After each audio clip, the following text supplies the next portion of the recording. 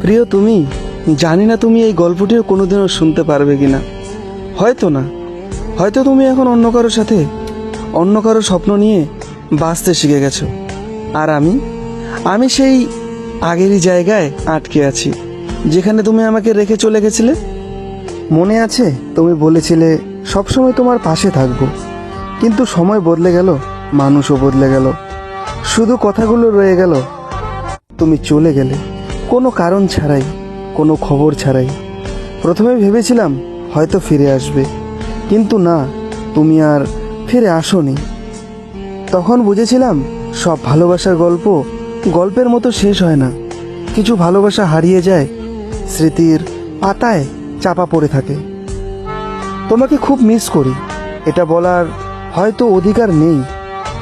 তুমি কেমন আছো, কি করো, হাসো কি না, কাঁদো কি না, জানি না, জানতেও চাই না, কারণ জানলে হয়তো আবার দুর্বল হয়ে পড়ব।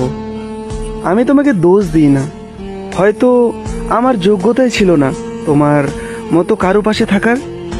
তুমি ভালো থেকো, সুখে থেকো, এটাই প্রতিদিন প্রার্থনা করি। আমি এখন রাতের আকাশের দিকে তাকিয়ে সেই তারাটাকে বলি, দেখো সে কি ভালো আছে। তারপর নিজেই চুপ হয়ে যাই, কারণ উত্তরটা আমি জানি না। তুমি ভালো আছো, কিন্তু আমার সাথে নয়। ভালোবাসা থাকবে, কিন্তু অধিকার থাকবে না। স্মৃতি থাকবে, কিন্তু তুমি থাকবে না। এটাই আমার গল্প, এটাই আমার হারিয়ে যাওয়া ভালোবাসা।